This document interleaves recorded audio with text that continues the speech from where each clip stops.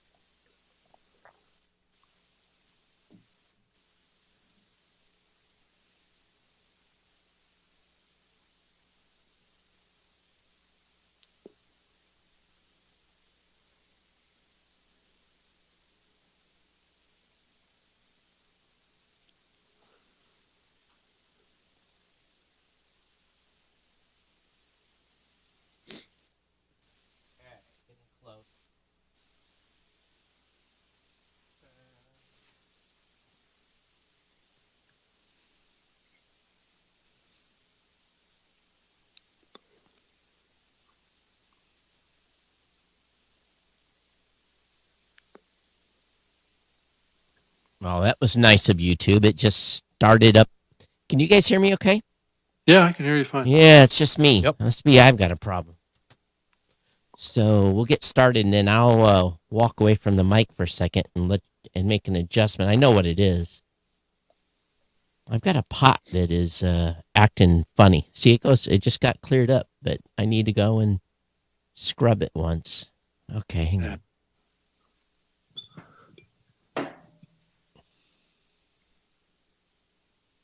Make sure I've got the right.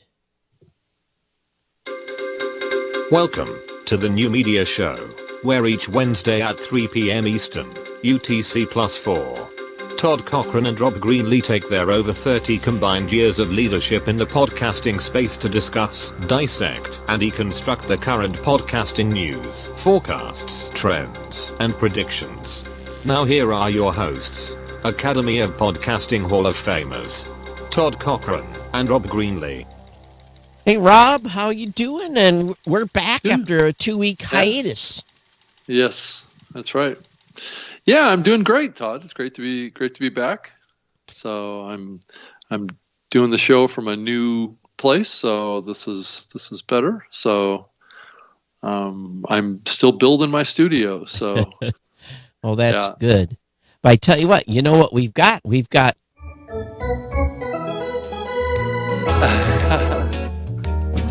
Dan Franks.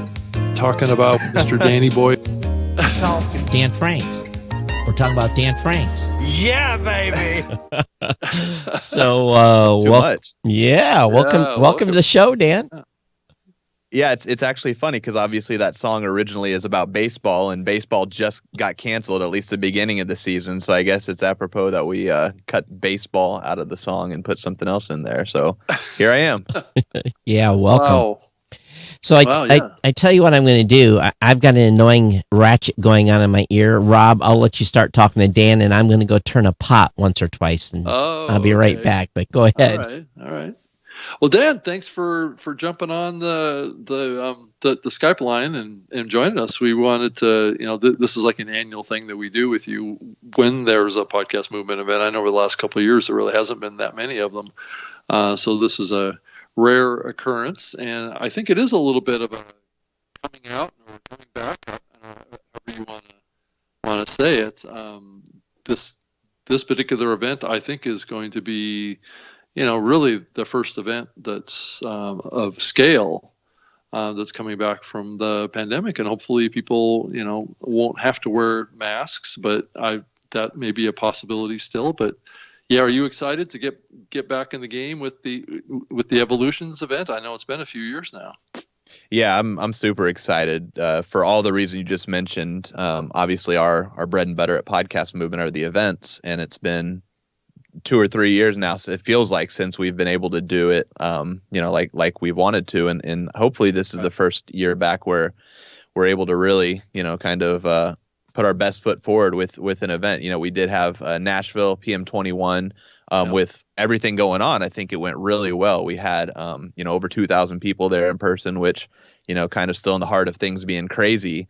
It was good, but like you said, hopefully with some mask mandates going down and people feeling more comfortable traveling. And I know I can speak for several organizations and companies in the podcast space who now have lifted their travel restrictions. So that's going to kind of flood the event with some of those folks as well. So all signs are pointing to Evolutions here in 3 weeks from today, actually, being wow. a really good one. And I've noticed something that has to be mentioned. You've got a beard. Okay, so the question, I can't remember because we did do one of these shows before Nashville, and I can't remember if we had that. Maybe it wasn't wasn't groomed as much. But yeah, it definitely started as a pandemic beard in 2020. And the true story is I had a daughter born right when the pandemic was starting. So she's nearly 2 years old now, and she's never known me without it. So at this point, I think if I were to lose it, then she might not recognize Dad anymore. So yeah. Well, you don't want to lose that connection. That's for sure. No, exactly. And my older daughter, she's 4, and I asked her, "Do you want me to get rid of it?" And she, doesn't remember me without it at this point either. So I'll both of them vote for me to keep it. Yeah, and I grew one too over the last couple months. So it's been something that I've been trying. Obviously, I was challenged by Todd and James Cridlin to grow this beard. So of all things, you gotta at least see them both in person with the beard, right? James will be in Los Angeles, so we got to prove it to him that it's not just drawn on for Skype. Yeah, that's right. I keep mine pretty thin, so I'm not letting it get shaggy like yours. So of course, it's a difference between gray, 20 years of age difference too. It's you don't have to worry about the gray hair yet. So not yet. Yeah. But hey, Dan, it's glad to have you on, and I know you guys are busy, and I've been seeing lots of announcements. Looks to me, and of course, Rob and I have been gone for 2 weeks, so we're gonna have to talk about some other stuff today too. But we'll get the evolution stuff out of the way. Number one, Podcast Hall of Fame announcement. So 8 people inducting. Yeah, we're super excited to bring that back. It felt like the last few times I was on here, that was obviously a point of conversation, is when that was going to come back. And super, pumped for Libsyn to step up and partner with us to bring that back. 8 awesome Hall of Famers coming in. And, one of our concerns, obviously, with things going on was, were we going to be able to get 8 people there in person to accept? And, save for one, they'll all be there in person, and it's a really great class, and we're super excited to bring that back. From our side, from a production standpoint, it's a fun event to put on. But then also just for honoring those in the space who deserve to be honored, being able to do that once again. Awesome. Yeah. And you've scored a comedian. Is he going to be a comedian, or is he going to be talking about his podcast? Yeah, so TBD. So yeah, Will Ferrell is I guess from the podcast space, what he's done the most of is his own podcast, The Ron Burgundy Show, which is the spinoff of the Anchorman movie. But within iHeartRadio, he's got his own network, his own podcast network, which they've done for several other kind of celebrities. They've spun up little networks underneath the iHeart umbrella, and Big Money Players is what his is called, and they've got a stable of comedy podcasts. So I believe a lot of the conversation is going to be about that and kind of the the network within the network and things like that. And obviously, it'll be cool to have someone like Will Ferrell on stage as one of the keynote speakers of that first day.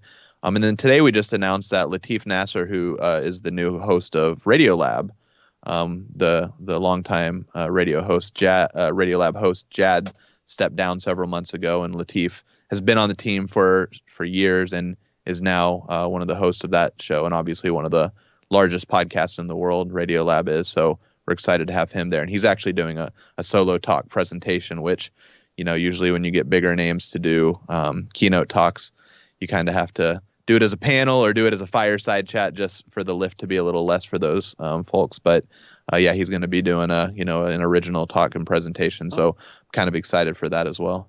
Yeah, I've got a confession to make, though. I have not listened to a single episode of Radiolab.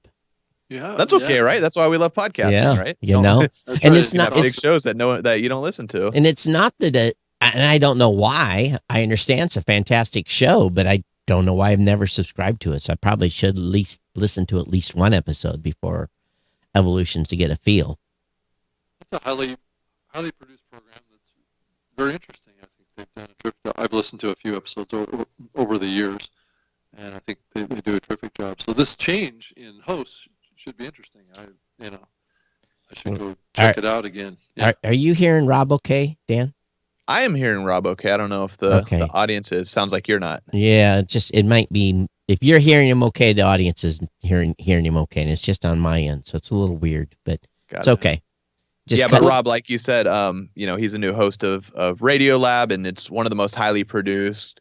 Kind of this whole concept of like in-depth sound design and Right. lots and lots of producers working on the show. Like that's Radio Lab. It's probably the most produced podcast I've ever heard. That's kind of what they're known for. Right. But yeah, so the theme of it is the show, again, well known podcast and radio show as well. It's I think nationwide on NPR. But the evolution of that with the new host and the new direction. So we're kind of mirroring that evolutions of podcasting theme with the talk that he'll be doing. So I'm excited to see how that turns out. Yeah, I think the overriding concept of the show is to kind of be at the cutting edge of audio and radio per se. So I think that's why it has that kind of sound design to it.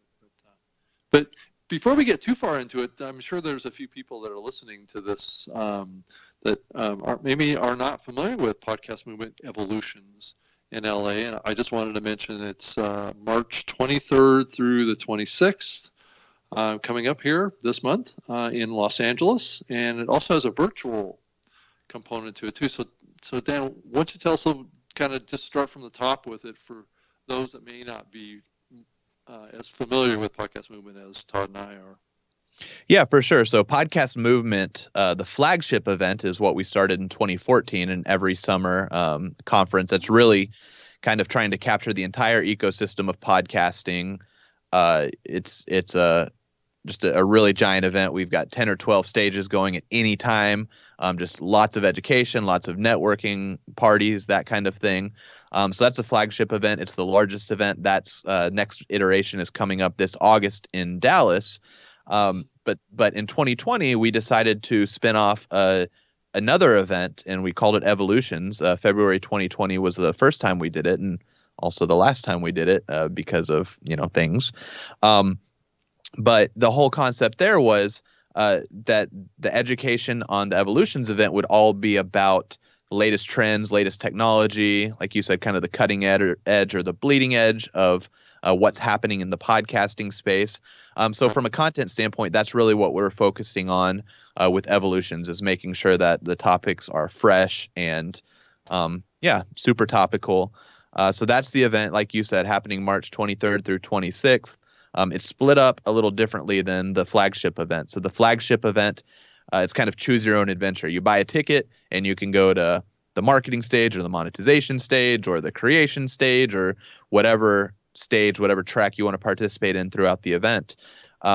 This event, we wanted to try our hand at curating the tracks a little bit more to try to create a really great experience for the attendee, whatever the attendee's place in podcasting is. So we have 3 tracks at Evolutions. We have the creator track, which is kind of the new podcaster or the hobbyist podcaster. It's a track geared towards them. We have the pro podcaster track, which are those people that are either making a business out of their show or trying to make a business out of their show. And then our third track is our industry professional track, and that's more the business side, the corporate side of podcasting. So by splitting up the tracks based on who you are as an attendee as opposed to topic, we're able to curate a really focused track for you, whoever you are. So if we can identify you as a professional podcaster, then all the sessions we program on that track can be geared towards you as a professional podcaster. So long story short, it's a more focused type of an event. We've got 4 stages instead of 12 or 14 like at the flagship event. And really, like I said, trying to curate a full 3 days of topics that'll be really, valuable and appealing for attendees. And then, like you said, we've got our virtual component. So all 4 stages will be live streamed throughout the entire event. So if someone attends in person as a professional podcaster, they have access to all the sessions on the professional podcaster track. If you attend virtually as a professional podcaster, you have access to live streams of all sessions on that track. So really trying to, at least for this year, do that full hybrid experience. We call it in events, the hybrid events, so that whether you're attending in person or virtually, you're more or less able to consume that exact same content at the exact same time. Yeah, that's great. Yeah, Rob, so you are breaking up a little bit on the stream, so I don't know what to do. We'll just continue to go, and hope it comes and goes. It's like it's good, and then it's bad, and it is what it is. So we'll keep our fingers crossed. Okay. Yeah. So so let's talk a little bit about your thoughts on like the after hours events and things like that are kind of in the cards as well. I mean, we talked a little bit about the Hall of Fame. I know that there's a little bit of a companion event going on with the Ambies, and I don't know if you want to talk about some of that kind of stuff too. Yeah, so it's good. It's going to actually be a really fun week in Los Angeles for podcasters, and a lot of people are coming at the beginning of the week and staying through the weekend. But yeah, the Ambies, the Podcast Academy Awards for podcasters, is taking place that Tuesday, so that's the 22nd. That's right. Taking place in downtown Los Angeles, so right around the corner from the Podcast Movement venue. It's also being live streamed for anyone who's not there in person. But a lot of folks are coming in for the Ambie Awards, either finalists or members of the Podcast Academy will be there. So that's kind of kicking off the podcasting week there in Los Angeles on the 22nd. Then the next day, the 23rd, that's the day that Podcast Movement kicks off in the afternoon and evening. But that morning, local time, 11 a.m. local time, so whatever in Pacific, so whatever that extrapolates to in the rest of the world, the Infinite Dial, which is Edison Research's big kind of data presentation every year that a lot of people that reference trends and stats and things in podcasting, that's being presented as a part of Evolutions that Wednesday. That's actually open to the public, so anyone local who's not coming to Podcast Movement is able to jump in there and check out the Infinite Dial live. It's the first time that Edison's ever done it live as opposed to just a web-based presentation.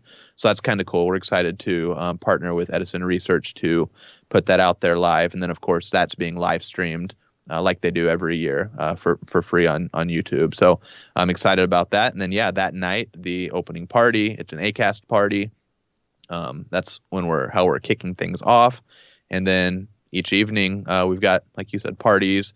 Paris Hilton as a random DJ entertainment for the iHeart party on Thursday night. That's a new thing she's trying to break into, I guess, is the DJ scene, and we're excited to have her as the entertainment.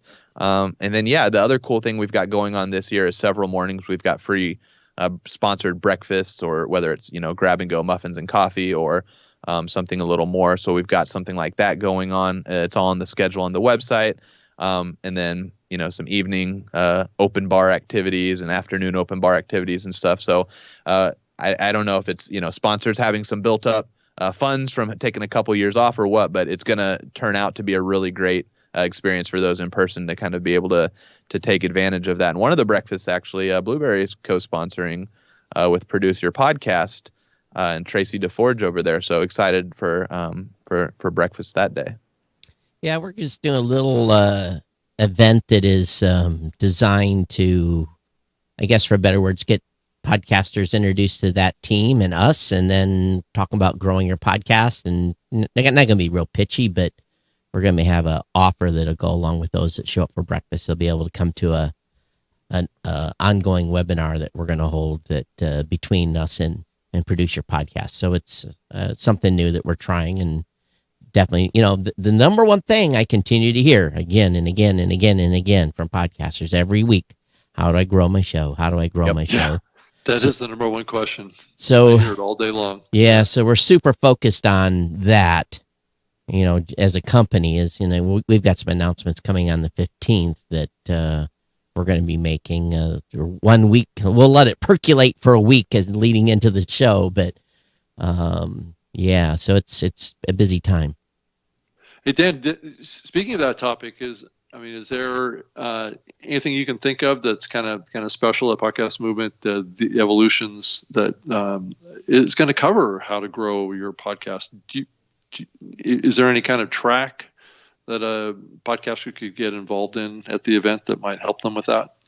Yeah, so I mean, I think that creator track, which is that, kind of newer podcaster Right. trying to, work on some of the fundamentals and basics. That's actually a 2-stage track. So someone that buys a creator pass, which is our lowest price pass, they've got Right. 2 things to pick from every time. And then pro pass holders can go to the pro pass as well as both creator stages. So depending on what level you're at, you get your track and everything below it included, and that's virtual and in person. But yeah, that creator track, a lot of the stuff is focusing on growth, as well as like some of the things that kind of come before growth, like some of that community building aspect where, kind of building the foundation of, not just, okay, we're putting a podcast out there, but how do you nurture your existing community so that, you've got something to build off of, as opposed to just trying to, create this large audience out of thin air. So a lot of it's like that because, you guys know that too, that, you can't go from 0 to 100. Sometimes that slow growth and kind of, appreciating those who are there with you now, whatever that number is, kind of building off of that. So, community building is kind of a big piece of that as well. I think the space is at a point now where we've had so many new shows come in to the space. I did an interview 2 weeks ago with a gal out in Los Angeles, and she didn't even know about evolutions. And I'm like, we need, I thought, wow, you're in LA, there's a big podcasting event coming to LA and you don't even know about it. I think one of our bigger challenges is just get people informed that there are these big national events that they can attend and then drink from the fire hose and come to the events and get educated. So I think she bought a ticket from basically me saying, hey, this is available in your area. So, just a little information for your social team. I think there's still a lot of people that you can reach to grow the base. Yeah, I think, Todd, I think that's a good point, Todd. I talk to a lot of podcasters too, and a lot of them aren't familiar with it. And I think a lot of it gets back to, there's just a lot of new people that have joined the podcast medium. And because of the pandemic or whatever, people, it's not even necessarily even in their mindset yet to attend an event or even look for one. So I think that there's a little bit of a marketing challenge, and that's one of the reasons, Dan, why we like to have you on the show prior to the event, is to let more people know about it, so we can kind of build on the community and build it larger. And having the Hall of Fame there and having the Ambies there, it just creates more of a reason for people to come out, especially now, as we're coming out from this pandemic. Yeah, and you hit on it. It's a marketing challenge. Obviously, we've been at this building the event since 2014. So it's not necessarily for sure not from a lack of trying to spread the word. Right. But like what the best way I can describe it is like podcasters don't all hang out in the same place. There's not one social media network that they're all on. There's not one Facebook group they're all hanging out in. There's not, you've got certain pockets of podcasters and their interest bring them to Reddit, and all they do is spend time on Reddit. Then you've got your Facebook group people where whatever their topic is, they're hanging out. And, you got Discord now is a real big one. Yep. So you've got all these mini pockets of podcasters who are kind of insulated in their own bubble amongst themselves. And obviously, you've got your audio fiction and all these just real closely knit groups. Yep. And they're, so it's almost like you've got to go in and, kind of make your presence known within each one of these groups. And because there's so many new shows coming in and quite honestly, so much attrition and people leaving, it's constantly a moving target. It's never like, okay, once the audio fiction podcasters know we exist, then we're set. No, it's like that constant churn. So yeah, it's a marketing dilemma. And, we do often wonder, we're like, okay, we've got whatever it is, 60 or 70,000 members in our Facebook group and, roughly that same amount following us on Twitter. Like how do we, these people are interacting with us on Twitter and in the Facebook group, but they still don't know what it is we do or even who we are. And it's not from lack of trying. Like we're spending a crap ton of money on ads to show them Facebook ads and Twitter ads and all of that. And a lot of them are on our email list, and for whatever reason, they're still not, completely familiar with the event. So it's really just kind of trying to attack it at all angles and really, pound it in that this is what we do and this is what we have to offer. And, the other thing is, though, events are not for everyone. Podcast events are not for everyone. Most of these shows that are out there, even active ones, they're doing it for fun. Podcasters are doing it as a hobby. So you're immediately kind of chopping off a small section of those people that would even be interested in investing their time and resources to go to an event. So that's, the other component of it is, just that diverse set of goals that people have putting podcasts together in the first place. Just adds even more difficulty and challenge. I try and mention it to any podcast that I'm talking about, or talking to, or trying to help or whatever about the event. And I think that's the encouragement that we need to make more broadly is to the podcasters that are familiar with podcast movement. Just tell other podcasters if you happen to come in contact with them, just let them know about it. At least it gives them the option to decide if it's something for them or not. Well, one thing one thing that we see is that even in our own business, it's like you can, for a long time people didn't know we had hosting, and then now people don't know we have free stats, and it's this ever evolving. Right.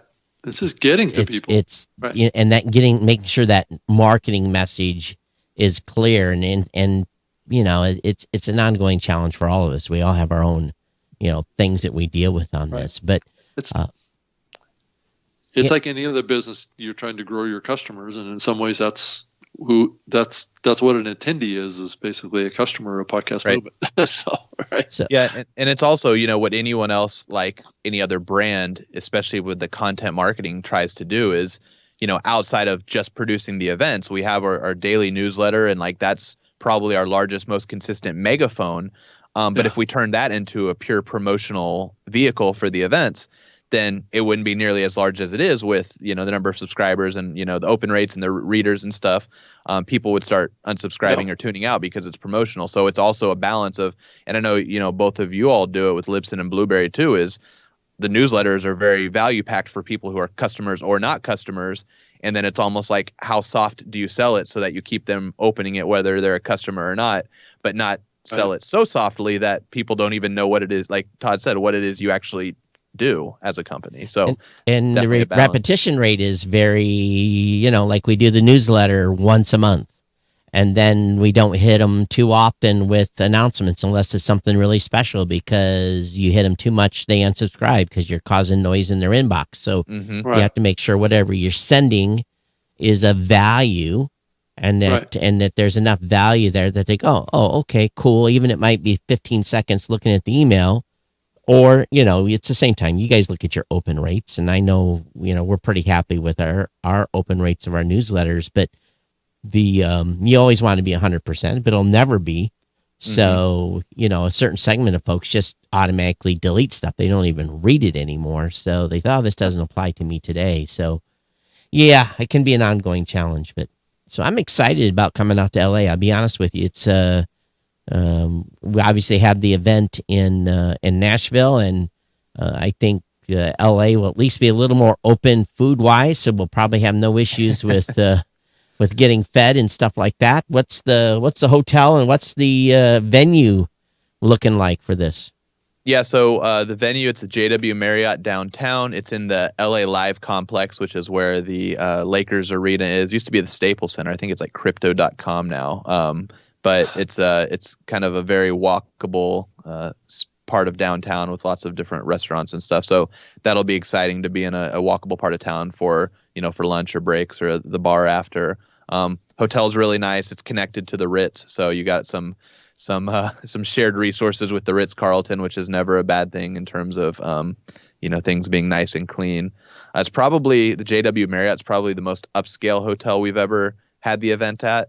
I'll say we got the pandemic special. We signed a contract when not a whole lot of people were signing contracts, kind of betting on us being able to do the event before other groups were willing to take that bet. So for that reason, our hotel rates were really reasonable for the JW Marriott, and just a nice space. So excited about kind of the venues and the offerings there. And when we were at Evolutions 2 years ago, it was also downtown. It was in a different part of downtown, kind of an older part of downtown. So excited to kind of upgrade that piece as well. And what I like, because it's the Marriott, is I can get points and I have status. So it's a good Same. Yeah, It's same like- with me. Right. Yeah. So Hilton, Marriott's, those are always good choices for venues, at least. Right. Some people are laughing. No, I want the Carlton, or but they have the option. They can go over there and stay. That's a Marriott too. Yeah. Yeah, Marriott owns half the world, so most hotels you can throw a rock and hit. It's a Marriott. So one thing I want to, this is a little off topic from the event, but as we were going off the air last episode, which was more than 2 weeks ago, it was right when Spotify announced that they had bought Podsights and Chartable.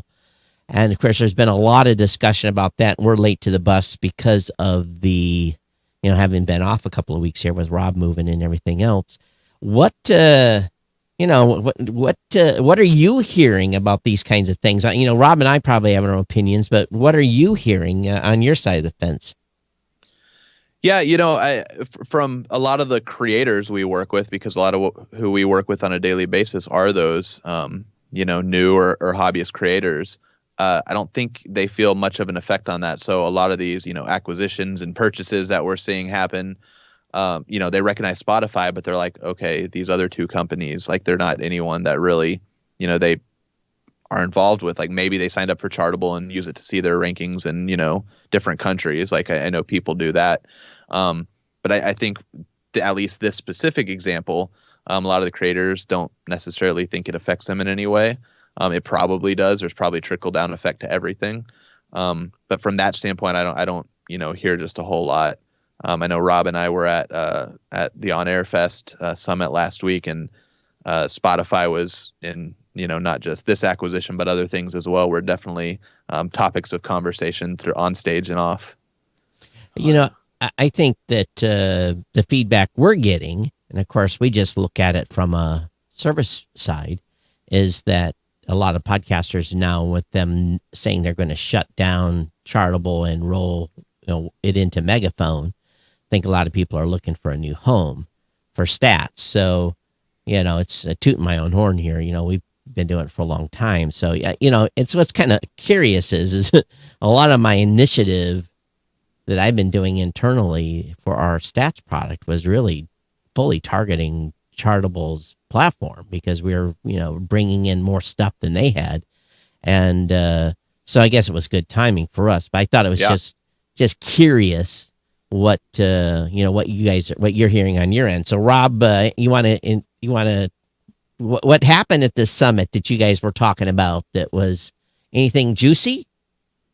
Well, I think the summit part of it was the Hot Pod Summit, which is separate from the On Air Fest. I was the day before, but it was very well attended, in-person event. So that's the first time since Podcast Movement that I've been to an in-person event of some sort of scale. It wasn't huge. The venue was kind of small, so it seemed pretty packed, So, which is a technique. I don't know if that was done on purpose or by accident or what that was, but I thought it was interesting. I think a lot of the topics, I don't know how you felt about it, Dan, but felt a little bit like that they were like well-beaten topics. There wasn't really kind of a topics that I would say was really kind of at the cutting edge of the medium. I think it was a lot of kind of trying to orient a lot of new people to podcasting, which is always helpful. But it was a lot of rehashing of issues in the space and topics in the space that have been talked to death. I don't know what your thought is, Dan. Yeah, from the event planner standpoint, I always look at events that way now. It's very difficult to program a single track event, which is what this was. You've got one stage and one to pick from, and everyone goes to sessions at that stage. It's very difficult to program a single track event if you don't have a targeted specific type of attendee there. So the type of attendee at the Hot Pod Summit were, I guess, decision makers from platforms and networks and kind of that high level executive role. Very few creators were there. But but it was people that serve different roles. So you've got your ad buyer representatives there, your ad seller representatives there. Yeah. You've got, like I said, people that are running networks, people that are running platforms. So because all of those people have different participation in the space, different interests in the space, but you only have one session at a time for them to go to, maybe one or two of the sessions throughout the day appealed to every individual person. Had one or two, but it wasn't those same one or two. So I think that's, just kind of the nature of that type of event. I certainly think, like any other event that we go to, the most valuable parts are the conversations you have with the people who are there. So the content almost becomes secondary, like any event, podcast movement as well. I think the two topics that I saw that were kind of topical, I don't know about cutting edge, but topical conversations. The first one was kind of like platforming and deplatforming, and that conversation that's kind of the Joe Rogan conversation, we'll call it for lack of better term. I thought that was an interesting conversation with several different perspectives. And then the other one that was just kind of the evolution of dynamic ad insertion and host reads versus recorded host reads and versus straight up just radio style commercials. And kind of the dynamic there, and again, different viewpoints and people on stage from different parts of the industry that had different I don't want to say agendas, but different perspectives, we'll call it, on the conversation. So those were the two that I would say were probably the most topical type conversations. I think the key word there is agendas. It doesn't matter if it's me, Rob, or anybody. When we have a presentation, there's always an agenda. If there's it might be an educational agenda, but there's an agenda. Mm-hmm. I don't ultimately. have agendas, Todd. Okay, whatever. I can't imagine. Rob, you participated in several Q&A questions. I did see that. Oh yeah, well, I mean, to be frank about it, a few of the panel sessions talking about dynamic ad insertion didn't really talk about that key differentiator, but you can actually do a host read as pre-recorded. So that wasn't discussed on stage, so I wanted to bring it up. But and I think it kind of challenged Dan Granger a little bit, who is from Oxford Road, because I don't think those. And this is an interesting topic actually to talk about, is that a lot of the ad buyers don't really want the host reads to be dynamically inserted, because guess what? They can be removed, and they don't want them removed. So what you're saying is like that. They'll say they don't want it because they'll say, oh, we want it to be like that natural flow within the episode, right? We want it to be a seamless transition between the show and our ad. But you're saying, like, if you can basically give it that same feel, but it be dynamically inserted, you've got the best of both worlds. In reality, you're saying their underlying thought is maybe they just don't want their ad to be switched out for the archives. But again, I go back to the numbers. And this hasn't changed in more than 10 years. 90% of the podcasts I look at least globally, have 90% of their lifetime downloads within the first 96 hours. Oh, that's true. So it's, if it's baked in, so what? Right? If it's for 90% of shows now, granted. Yeah, but Todd, why do the ad buyers object to having them removed? Is it just a psychological thing? It's like, well, we're getting a bunch of free. It's all psychological, If it's baked in, it's there forever. They think they're, it's. Well, some shows, as you know, Todd, get archival downloads. If they do, then they need to rebuild.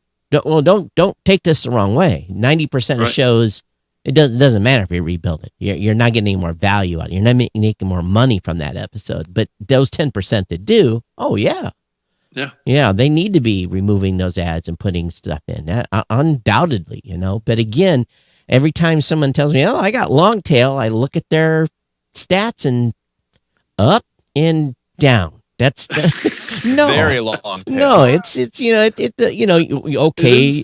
You get 10 2 weeks later, you get 20 the next month. That's not long tail. Yeah. So I think it also depends on the kind of content. It's too, true. Right? It's like a grammar girl or something like that. Yeah. Oh my God. Yeah. Tremendous downloads. Unbelievable long tail. Right. So so it's my show, Geek News Central. I'll burn it in and leave it. Doesn't matter. I don't care, because no one's going to go listen to that in 2 months. Nobody. Yeah. Right. 1 or 2. Right. But No, so it's interesting that the mindset has finally changed in this country, where I think half the country's been over COVID for about a year and a half, and then about the other half the country's been over COVID for about 2 months.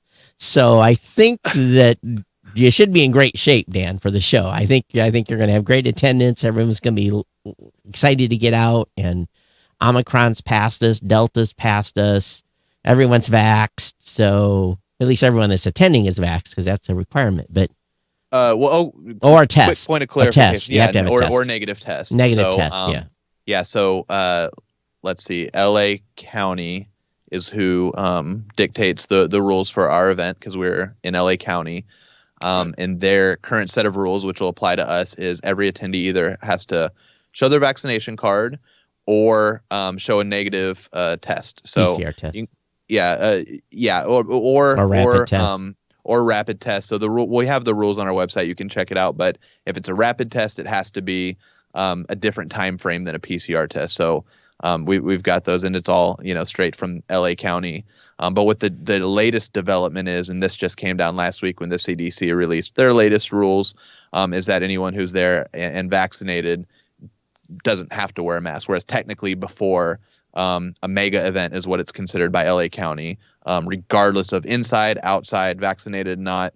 Everybody had to wear a mask inside, and now that mask rule is what's dropped. So we're excited about that, and kept the websites all up to date, and we'll keep it up to date if anything else changes. But like you said, everything's pointed in the right direction, and I've got just today several emails from companies that waited until the last minute because they had corporate travel mandates, and those have now been lifted, and now they're trying to snatch up the last set of group registration. So it's a good sign for us, and we're excited that that's happening. That's good. I'm happy that the timing is right, because this is your event's going to happen, then NAB and Vegas the following month. So maybe the doors will be unleashed, and CES was a nightmare. There was hardly anyone at that event.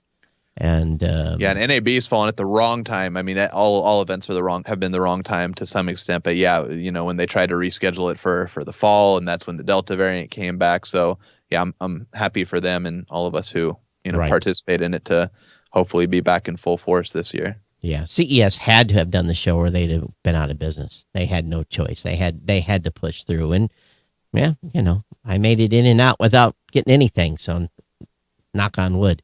Oh, good. So, one thing I didn't do, and this is something that I didn't submit a session for your event this year, is because, to be honest with you, I hadn't, your announcements came out for submissions, and I was kind of like, do I have anything new in the can I want to talk about? And they said, nope. And I said, all right, I'll do a pass. I'll sit one out, and I'll go sit in some sessions this time and try to listen instead of talk. So I'm excited and I've been watching your lineup of speakers and the different types of topics. So it looks like a pretty rich portfolio of content.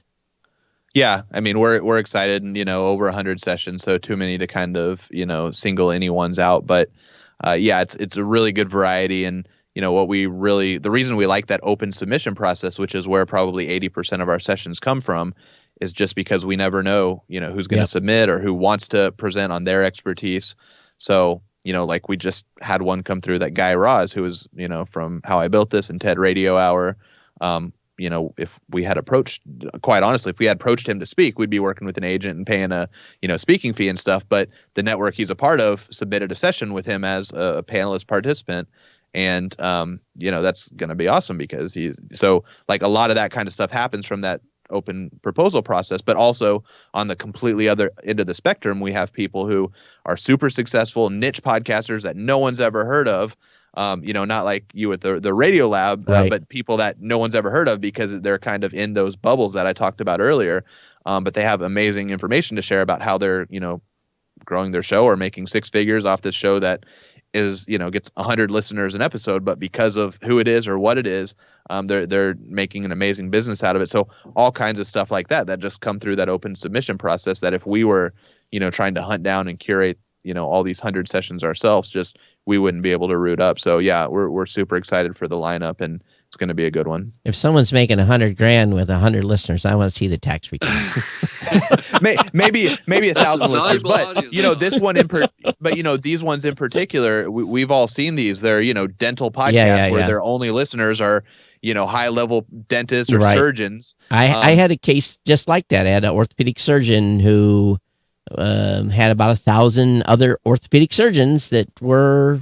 He wasn't orthopedic. He was spinal cord. What do they call that? Is that orthopedic? Doesn't matter.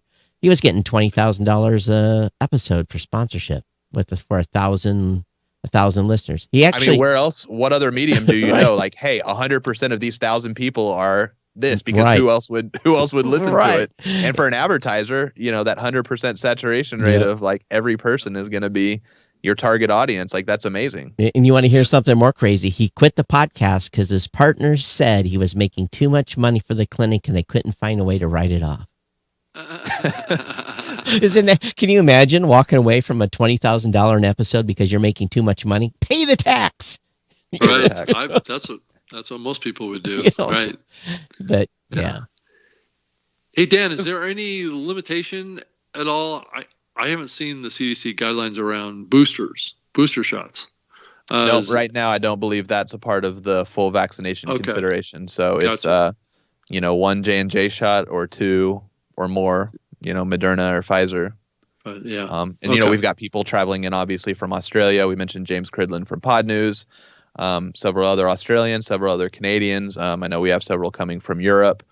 So that kind of international travel that we didn't have in Nashville, we weren't able to.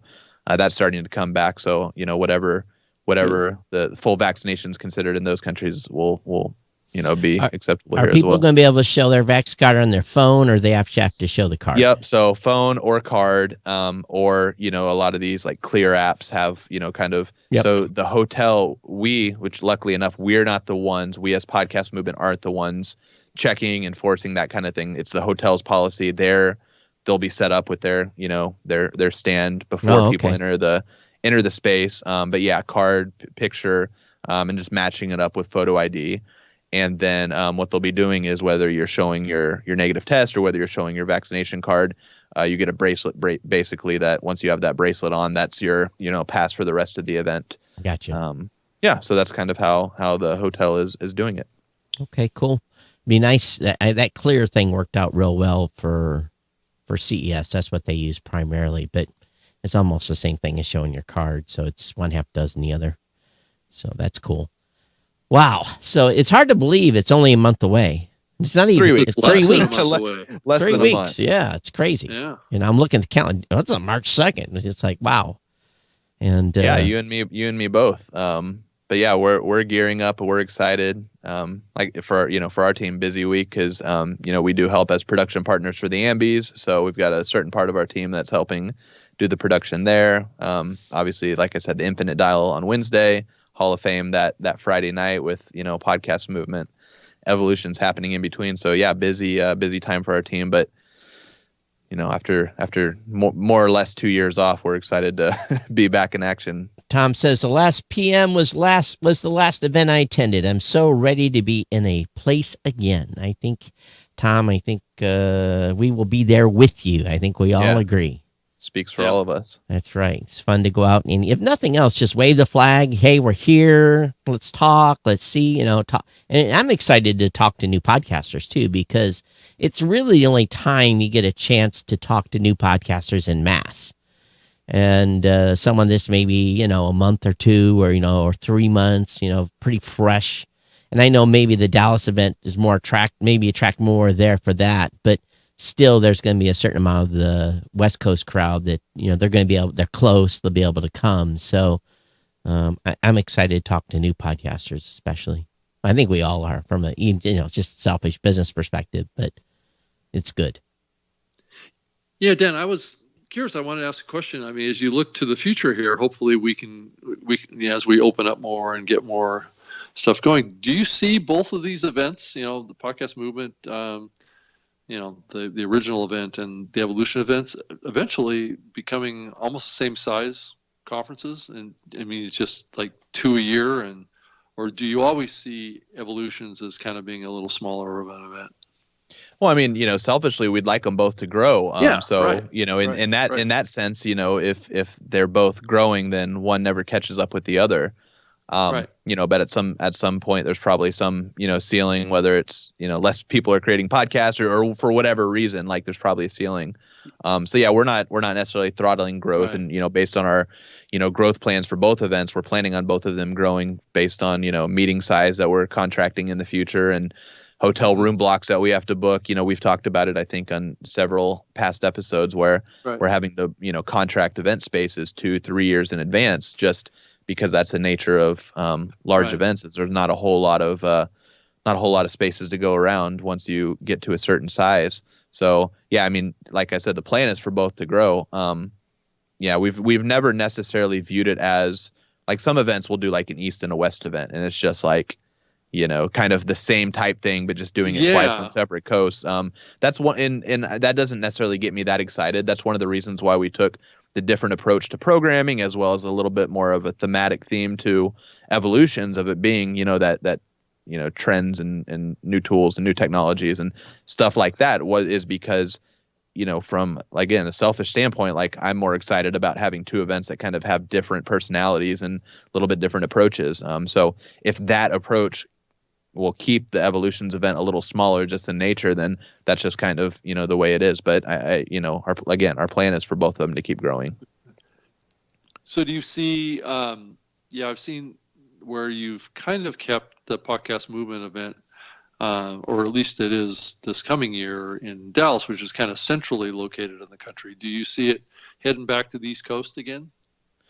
Yes. Yeah. So we've got the 2023 venue already booked, and we've got the 2024 venue already booked. And one of those will be back on the East Coast. And it's not, the idea wasn't necessarily, okay, that one's like, central to East Coast, and the Evolutions is like always on the West Coast. That's not necessarily how it'll always be. But, just from a obviously business standpoint, it makes sense for them not to both be in the same city or even in the same region in the same year, just because we always see every year that there's more local people attending the event. There's lots of, drive-ins. LA, we're doing targeted, marketing towards local LA podcasters as, hey, this is your opportunity to come to an event that you can drive to and stay at your own home for. And we always kind of do that kind of thing. So yeah, it definitely benefits us to not have them on top of each other, even if they are 6 months apart. Do you think that you're going to have no. Sorry. My brain is not firing on all cylinders today. Do you think that the event in London that finally opened up, start taking tickets, are you any plans to go over and see that, or? Not this year. If they have a second year, it'll be cool to check out. It seems like they're taking an interesting approach to things. I know they've had several start stops, just like we all have with the event. So it'll be interesting to see. I don't know personally the people running it, but I know they have an event production background, so it'll be exciting to see what they do. Yeah. Well, they wrapped kind of like a podcast festival around it, kind of like what the On Air Fest folks did, right? So they have a week long of live podcasts on stage. I know we've talked about that off and on over the years, even for Podcast Movement. But I wanted to also ask here, if you can answer maybe both of these two questions, but do you ever see the Evolutions event ever being like maybe in the East Coast or in Chicago or in some other city around the country, or is it always going to be in Los Angeles?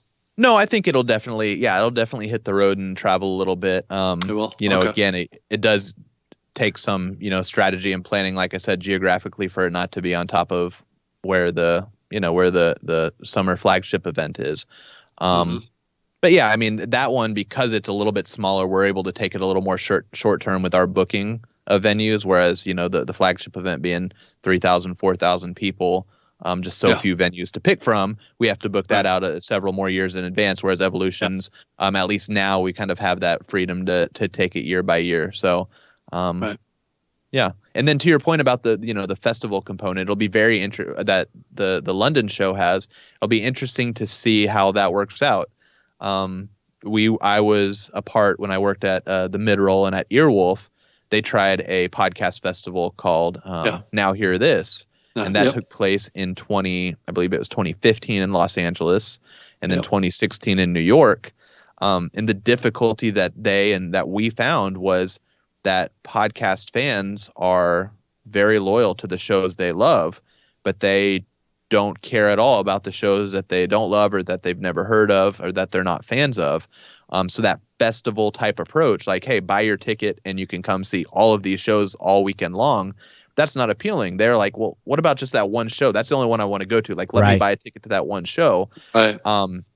And, like our approach to it was that this was going to be like how Coachella is, where people will buy just a festival ticket and they'll see Paul McCartney and then Jay-Z right after him and they'll love it all. But the music fan and the podcast, fan, the podcast listener, so far, at least what we saw, they're not the same. And I haven't noticed if the London show, if they're doing like where you just buy a ticket to the shows you want and don't buy a ticket to the shows you don't want, or if it's a festival pass. But it'll be interesting to see how that plays out because, we've seen kind of mixed results. Yeah, for me, those types of events that are festivals, very low value for us as a company-wise. So it's something that we don't care about that much. It's catering to the listening side more than it is anything else. Yeah. And we saw that with PodCon too, right? That was the show that took place 2 years in a row in Seattle, and they couldn't get it viable. It wasn't viable for them to keep going, and they were trying to do that same thing, kind of straddle the line between being a fan event and a creator event. And I would say that one, Rob, you went to that one. I think Libsyn maybe exhibited and Blueberry exhibited as well. I would say that was like a 50-50 thing, 50% performances, 50% creators. But again, like if you're selling one pass that gets access to both of those, it's almost like that saying, what if you're trying to be an event for everyone, you're an event for no one. And I kind of think that's how it felt. And yeah, I think there was value there. We got value out of that event. So, as a matter of fact, quite a bit of eye-opening value because it was more educational to us. It was right about the time that true crime and that some of that was starting to really kick off. Audio fiction, it was big with audio fiction. Yeah, audio fiction. So for me, it was kind of the clue in that, hey, here comes this trend of new content and new creators that are looking to do scripted type content. Because, to be honest, there hadn't been a lot of scripted content. There was some. Well, it was also a much younger community than we had ever seen in the podcasting space too. Yeah, it was the first, and there was a few things, and Rob and I have talked about this a few times. There was like this, a board, create your podcast artwork board, and they had all. And I thought, who in the heck's going to sit down and create artwork with a decoupage of, magazines and stuff? And the whole board was full, and I'm just like, what? So it was a whole different vibe. For sure. So, yeah, I think it can work. You just have to find a balance. And, but again, it's straddling that TikTok, YouTube community. It appears, and I don't know, Dan, what do you think about this, about the crossover that we're seeing between podcasting and TikTok and YouTube? Yeah, I mean, I guess you could have at one point thrown like a Clubhouse type thing in there too, right? All these different places that are kind of could be seen as extensions of podcasts or potentially podcast replacements. I don't know. It'll be interesting because obviously that younger generation is super into TikTok. Even people in my generation are in it, and kind of the same question we were having around Clubhouse: is it taking away podcast listening time, taking away podcast creator time, or is it just kind of things that people are doing on top of it? Are people now creating TikToks or consuming TikTok instead of podcasts, or is it a different setting? Like they're doing that while they're asleep in bed, or falling asleep in bed, they're TikToking and they're driving, they're listening to podcasts, and they're not replacing one another. Or are they, from a creation and creative standpoint, are they one replacing the other? I don't know. I think the move TikTok made this week of going to 10 minutes is going to be ground changing for that platform. Is that live 10 minutes? Are they doing like live? Because I know they did live already, but yeah, they can do up to 10-minute videos now. Okay. And they're rolling that out. So it was before. That's getting into like YouTube space. So right? so a minute, 3 minutes. Now it's 10. So I could see now where there were some podcasters over there because I've been watching it pretty close. Matter of fact, that's where I go to get news now. You want to see what's really happening in Ukraine? Go to TikTok, because everyone and their brother, they're not putting this stuff on. Well, let's put some on YouTube, but it's being censored. But TikTok has got you can see what's going on in Ukraine. It's where I go for news. It's hard to, because it's real. It's some dude holding a cell phone on the side of the street, recording something. But with them going to 10-minute windows now, it's either going to hurt them or help them, because I think you have to be there. TikTok invented a time machine. They did, because you can sit on TikTok. I've been 10 o'clock at night, like you said, laying in bed, flipping through, and the next thing I look, the next thing I do, look at the clock, is 2 o'clock in the morning. I'm like, whoa, where did those 4 hours go? What happened? It's like, really? My phone's dead because I've been flip. So I think that it can be pretty mesmerizing. But again, I'm following thousands, not 10. Right. So that fast content and being able to just get a 30-second piece and then move is a lot different than the podcast I listen to. Yeah, and like you said, 10 minutes, that's a show. Like 30 seconds is a clip, it's a funny thing, it's not, but 10 minutes, that's crossing into, what I would call show territory. That's right. So it is. Or episode.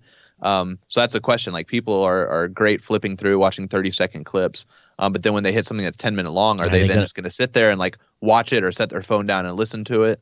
I don't know. I have a tendency on the 3-minute videos, unless I know who the creator is, to move on. Because sometimes it's like this big lead up. They're trying to lead you up to some culmination. They've shot a 10-minute video and they picked the last 3 minutes of it to get your attention, and then you end up in disappointment. So there is interesting things happening on the platform, but I think it's all a meld. But I don't know if people are replacing TikTok time with podcast time. I don't know. Well, I think that the trend that we've seen in digital media overall, and I think we've seen it even to some degree with YouTube.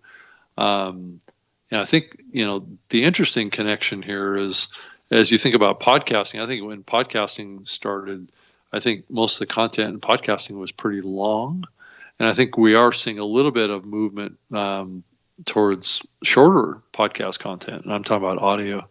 Not significantly shorter, but definitely shorter. And then I'm seeing on YouTube, Todd, Dan, I don't know if you guys are seeing this too.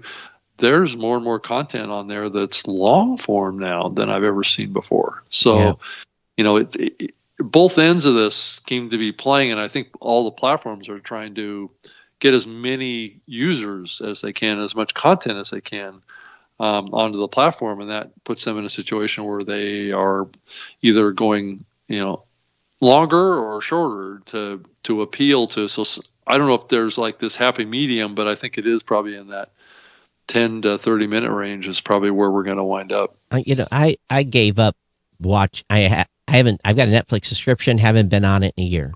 I've got, you're on YouTube all the time. I'm on YouTube. So for me, it's like, it's kind of weird. I still have my core number of podcasts I listen to. And then I have this bigger group of YouTube channels that I watch, because the content often doesn't come out once a week or twice a week or something. So it's easy to kind of keep. So I probably have 60 channels I'm subscribed to on YouTube. And then TikTok, it's really short. So I have literally 1,000 people that I can follow. So I think it stacks differently. Yeah. Based on but most of the content I watch on YouTube now is 20 to 30 minutes. Right. And if one is 45 minutes, I kind of go, look at the watch. Do I have time to, waste watching this? Or I just let it play and listen to it. So. Yeah, it's almost like when a platform launches, it utilizes short clips to get people hooked. And then over time, the content gets longer as they expand what they're doing. I think Twitter was probably the earliest example of this. When they launched, there were 140 characters. Now they're 280, right? So they found, I think, a larger market opportunity for them by going a little bit longer. So that's. But it's interesting. I think TikTok has a chance to erode some stuff on YouTube, especially if they figure out how to monetize everybody. Yeah, especially going to 10 minutes. Yeah. And who knows? I'm sure they'll open it up. People maybe publish longer stuff than Yeah. 10 minutes Yeah. at some point. I don't watch too many people that are live on TikTok, but every once in a while catch a channel. But TikTok leads you down paths. You do a couple of wrong hearts, and then you get off into Netherlands for a little while, and it drives you back.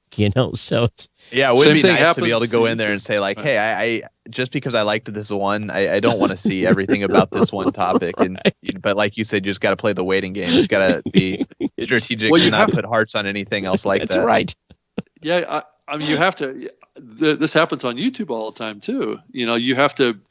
Once you get in this groove, you watched a couple of videos on a particular topic, and then you're exactly right, Dan. You just get flooded with the same topic or the same sources, and you're like, well, I'm gonna have to go into the search. I'm gonna have to search for something different, right? Yeah. And then start watching that to retrain the algorithm. Yep, that's what I do with Twitter TikTok. too, right? Like you heart a few Yeah. things, then all of a sudden it starts recommending that topic, and Yeah. then Yeah, Yeah. these are followed by people you follow. yeah, But like you would say, like I would follow this person if I wanted to see everything they were tweeting or everything they were putting on YouTube. I would just follow them or subscribe to their YouTube channel. But I'm not Yeah. for a reason. You don't have to keep showing it to me. It's definitely that's one thing where they've got podcasting beat in a big way is Yeah. this recommendation engine and driving you different places.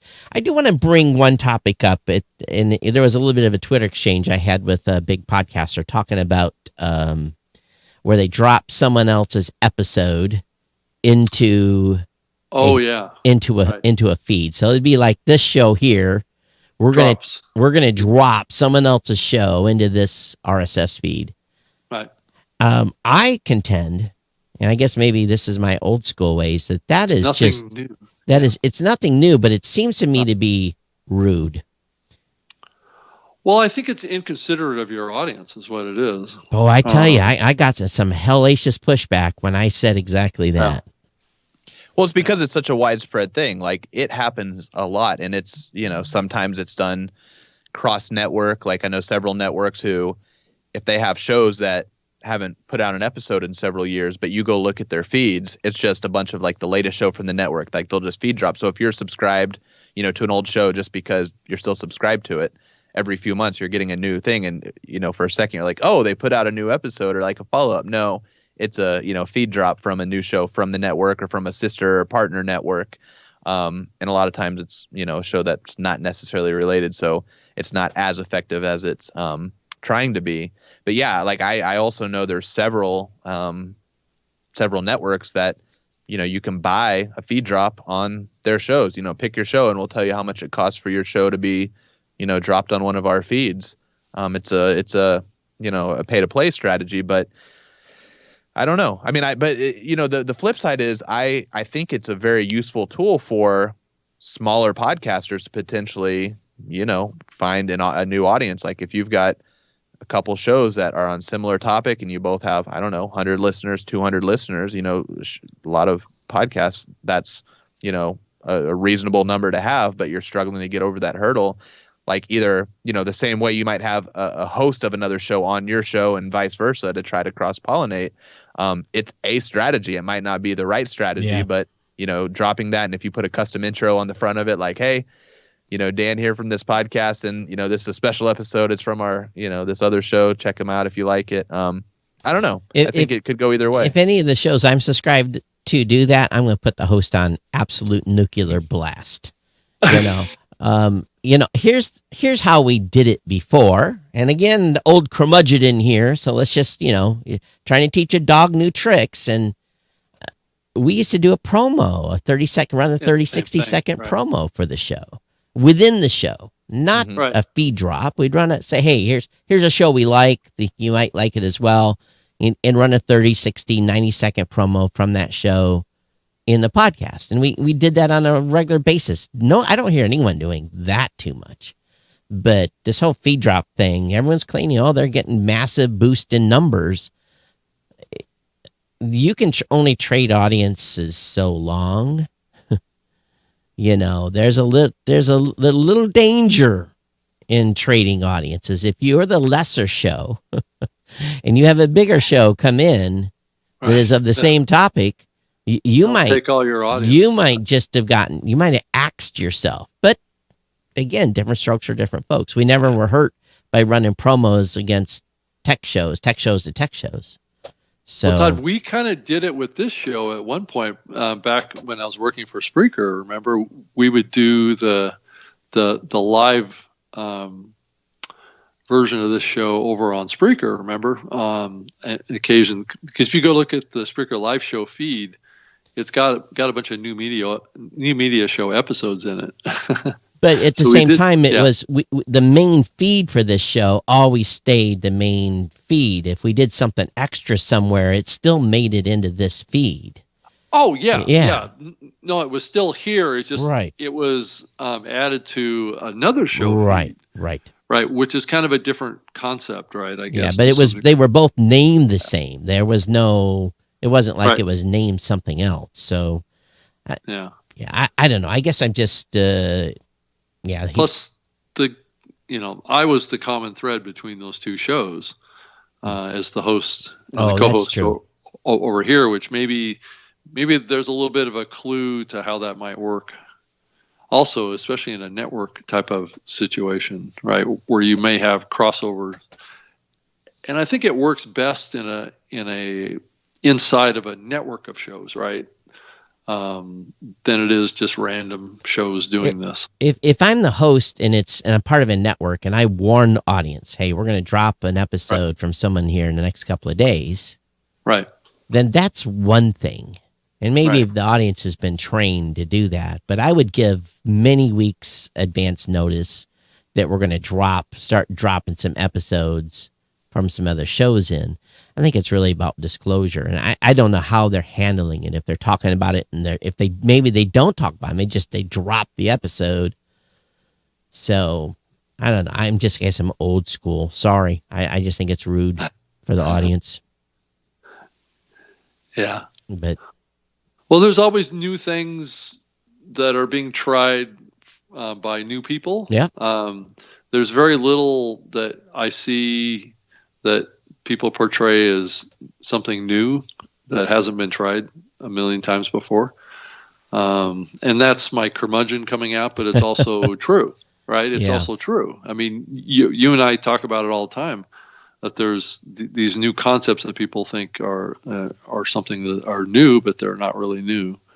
But maybe it's new because now is a good time for it to work. I don't know. I mean, maybe. Yeah. I know, Dan, you've been around the medium a while, so I'm sure you see this happen too, of new versus, what's being viewed as innovative, right? Yeah. And, like one of the things that came up at that Hot Pod Summit was the, like the concept of like subscriptions and Apple now having, paid subscriptions and how that's, groundbreaking. Right. And then the conversation comes back to, well, you've been able to do that for a long time, Right. Blueberry's offered, private feeds and paid feeds, and, Libsyn does, and Patreon for several years has had the option to, have a paid feed for your patrons. Yep. So, kind of that what's old is new again. Like some people just weren't familiar with it or read the headlines or only are, just consuming, large shows on Apple, and now it's a new thing. But that's, another thing that kind of, resonated with me when you were saying, kind of what's old is new, and what's new happening is maybe what feels new isn't actually new at all. It's just kind of a new place for it to be. And even before Blueberry had private podcasting, people were using membership plugins to do their own private podcasts for years, for at least 6-7 years, a long time. And again, it's maybe not as secure, but at least they were getting money. They had a username, password. They could subscribe to the feed. It wasn't super secure, but at the same time, it wasn't designed for a hospital. It was designed for somebody that was giving, an extra episode to fans that they didn't worry about if the episode leaked. Right. So, and Apple stuff is same way, but a little more controlled. What we built was for industry. We built stuff for banks and for, HIPAA laws and DOD. And, we built stuff that they need that stuff to be truly secure. So it's a totally different product. But talking about different products, you saw the announcement from Spooler, this new platform. This one's definitely an interesting play. On what James they're gonna- Boggs. Team behind it. Right. Yeah. James Boggs. So I don't know about rebuilding the same episode multiple times a day. It just, to me, is a little odd. What is it, using dynamic ad insertion, I think? Yeah, probably. that's what they're doing. But they're rebuilding on the fly every episode. And if new content comes in, they drop it in. Seems to me like that's something that would be designed for a fast moving, that's staff. That's like if you want to update the content on multiple times a day, maybe there's a scheduling feature, but still. It's like a news organization, right? Always cranking out, just like the AP did for many years when they had the AP Newswire or whatever. There was always something breaking. But it would be a new episode, Yeah, right. Well, and I felt this way for many years back when I started working on dynamic technology and podcasting. Was it can be used, the dynamic ad insertion or the dynamic tools can be used for lots of things, not just ads. Yeah, we have customers use it for nothing. They same thing. They build their whole shows with the dynamic platform. Mm-hmm. Yeah, reminds me a little bit of like when certain with the Amazon Echo, and you can subscribe to different like news sources, and when you get your update from that news source, sometimes it's the same thing where it'll be the same weather inserted with a different story on the front end, or sometimes the front end story has gotten changed, but the back end one is the same one that you heard an hour ago. So it's that, that moment in time snapshot. And, it'll be interesting to see how that kind of thing plays out in more of a podcast type space. I was thinking about how our ad insertion system works, and obviously you start with the original file and you have breakpoints that you drop stuff in. So I'm thinking, how hard is it to adapt the current platform to do what this does? And there's not a big stretch. To not too much work that would have to be done to duplicate this. But I just don't see, we'll see how they succeed. We'll see how they do. But this is something I don't think an average podcaster is going to use. This is definitely an enterprise. It feels like enterprise to me, an enterprise product.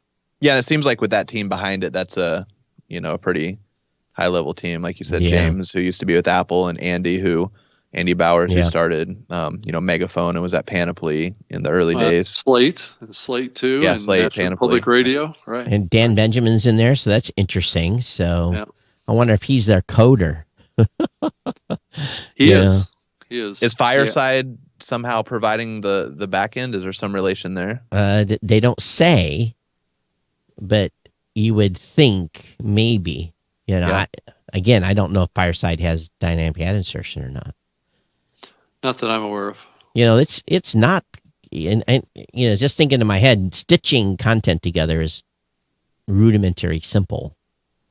Right. It's you just have to have the right API call or whatever the programming layer to arrange it is the key. You still have to record the content, have the content ready to stack it in. Yeah, and that's another thing that isn't new too. The IT Conversations back in 2005 was doing something almost identical to this. Yeah. And the big thing though with all this, if they're going to do this, is they've got to get their levels together. And with the audio levels, so they're not all over the map. I haven't listened to it. Did it sound like it was all over the map? Did you listen to No, but there's a danger of it. Anytime you're stitching content together like this, you can have levels issues. And that was the whole purpose of the Levelator software that was put together by Mr. K, Doug K, was to level out segments. So you don't have this big variability. I know television's had this issue for many years, especially on the digital side. I don't know if you guys, I'm sure you guys have felt the pain on this too. Well, they've done that on purpose. Right. When they roll a commercial in at 20 dB louder, that's by design. Well, but on like the streaming apps you're saying now, like the streaming apps, there's all kinds of funny errors that happen if you're watching Hulu or some of these apps where these inserted ads or something wrong with down. Right. I mean, you got to ride your remote control.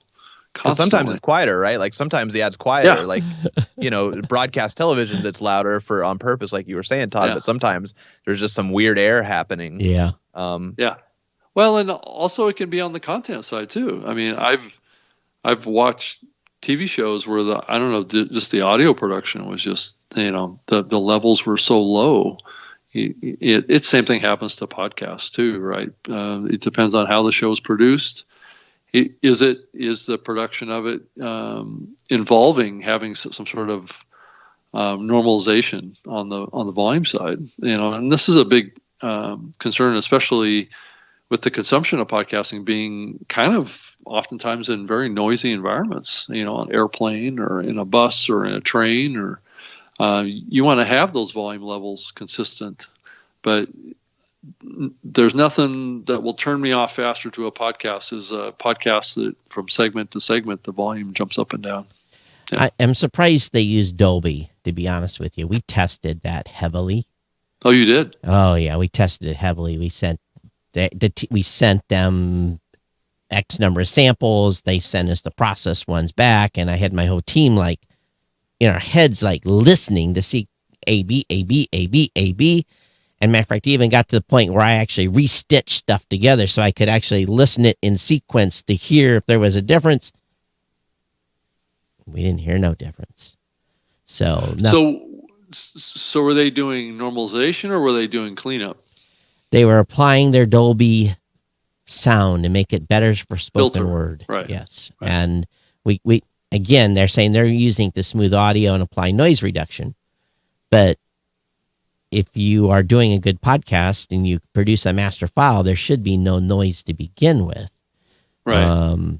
So I don't know. Maybe that's maybe their worry. They're going to have traffic or something like that that's going to come in and cause an issue. So I'll have to subscribe to this new show they've got called The Refresh from Insider to see how it sounds.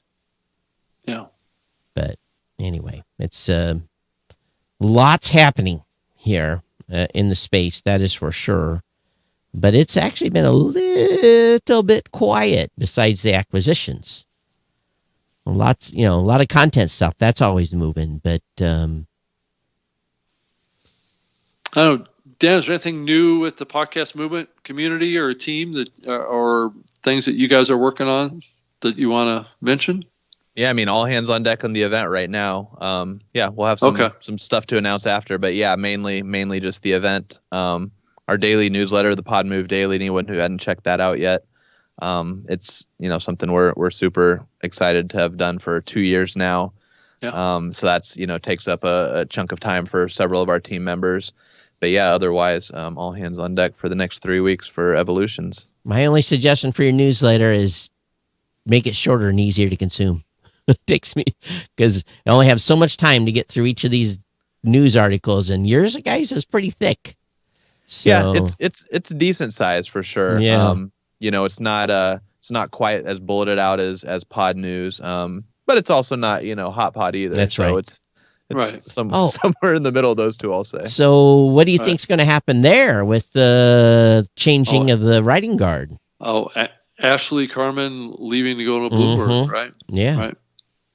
I don't know. She's great. I thought, the newsletter definitely took a step forward with her. Me too. Her reporting with The Verge before she took over Hot Pod was really good. So I'm excited to see what Bloomberg can do there. I don't know if I'm assuming a bigger budget behind her, if there's more investigative stories to go on or what, but I'm excited to see what that means. But yeah, Rob, when at the Hot Pod Summit, they kind of sounded like they weren't quite sure what the next direction was with Hot Pod. They said it was going to stay around. They spent money on it. They're not going to put it away, but they also said there's several different directions they're considering in terms of the next writer or writers.